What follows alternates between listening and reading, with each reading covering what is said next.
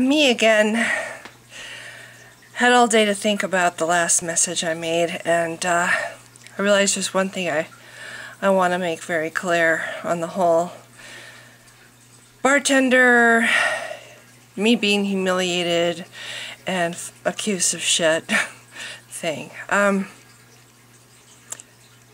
The fact that he had a little stumble in his marriage, he called it the 7-year itch, because at the time they were coming up on their 7 years.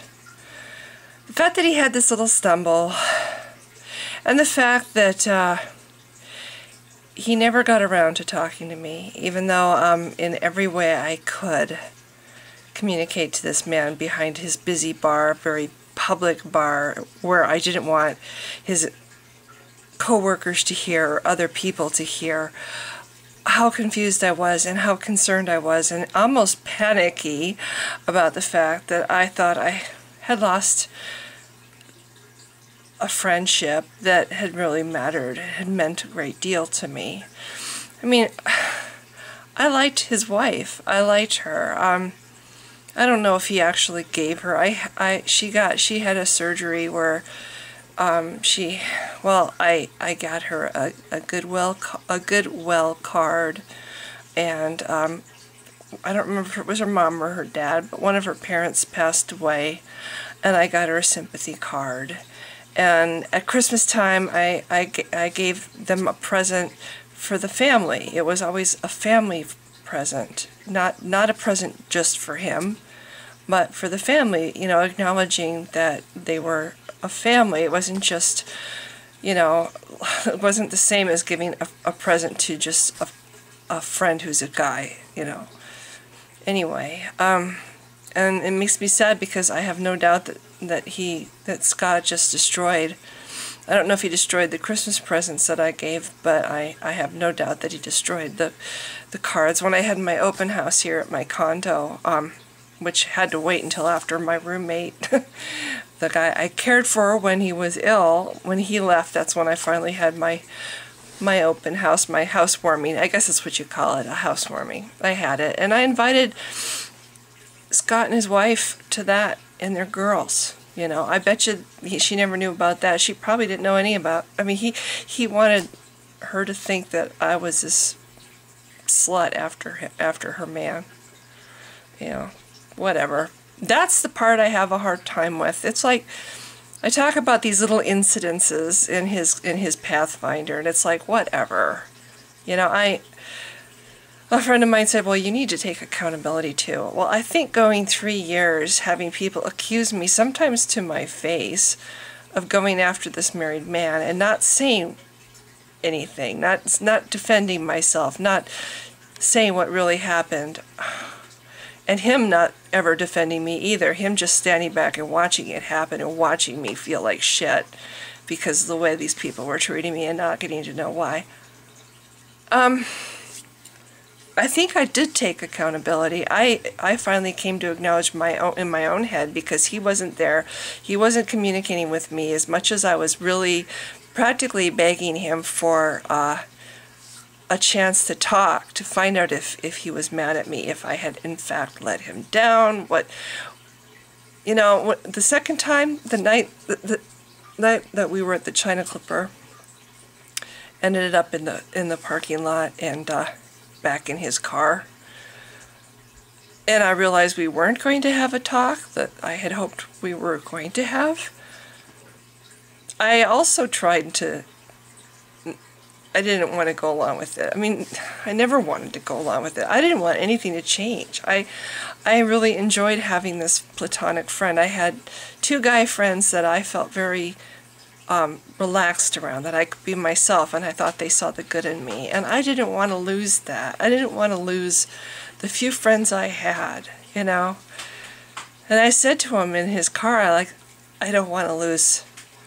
You know, I don't want to lose a friendship. And he looked at me and he said, have you lost it yet? And this was referring to after we had done this once. He was saying, well, have we lost? Well, I didn't really know, because he hadn't communicated that with me. I never, that's the part I have to object to. The stupid thing with what we did in his car, it's like, whatever, you know, it's trivial. It's the fact that he has lied about it, has basically, I had to be punished because of it. You know, I enjoyed going to that restaurant. I got to see people that I thought were my friends, and it was a nice little delusion, even if it wasn't real. It was a nice delusion to feel like I had people that liked me and liked to hang out with me and talk to me. I really, really enjoyed that. It was helping me. It was helping me through a really crappy time. And I feel like because I did this man this favor that he pressured me into doing when I was depressed and emotionally worn out, very needy, and drunk, I got to lose this thing that was a good thing for me. I mean, even before I was 86, I got to go through 2 or 3 years of people who had been unfriendly to me before, because nobody likes people sitting at a bar crying in their beer. I had to find out the hard way that you don't do that at bars. But it went from that to people not even bothering to hide their contempt for me and getting up and leaving when I sat next to them and things like that, where it was like they wanted me to see how unwanted I was there. And it wasn't just the regulars, it was the staff. I'm trying to think, oh, Kelson had a thing for if this guy wasn't there for whatever reason, he would tell me, like, oh, he doesn't work here anymore, like this was going to devastate me. And one time I walked into the restaurant and one of them said, "Hey Scott, your girlfriend's here." You know, this stuff really, really bothered me. It insulted me and humiliated me because I knew what they were assuming. And it was so opposite of what was going on. And that's what makes me angry, and that's what I started to say in the first video I did yesterday, or maybe that was that was yesterday. People come up with their little explanations, they have these little pat answers for everything. Whatever's the most common explanation, they'll go with that, and they'll assume that that's what it is. And I got to be treated like hell at this restaurant. I gave... You know, like I said before, I was a little barfly there because I was going there not so much for drinking as just being around people, because I had never been alone as an adult. And I was afraid to be alone. And going to that bar, I got to feel like I was at least among people, and I got to hang out with guys even if they didn't know I was trying to hang out with them. And I got to imagine that I had friends there. And I got to lose all that because this man wanted to do his little thing with me. I confided with him. He knew what I'd been through with his friend who was ill.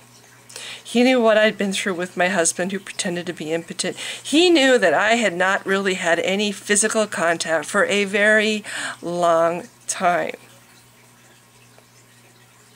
And he knew I had depression. He knew how incredibly trashed my self-esteem was when this guy that was living with me said, "Thanks, but I don't need you anymore."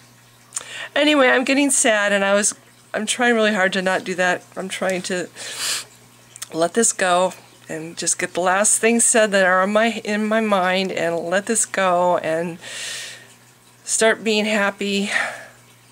I'm going to be 50 years old this year, and I don't think I've had happiness since I was 6 years old. Actually, I take that back. Me and my husband had some really happy times. I'd like to think some of that marriage was for real. I'd like to think that he did love me. But I'll never know. Anyway, hopefully this is my last video. I think I've said everything that I can think of that I wanted to say. So, thanks again. Bye.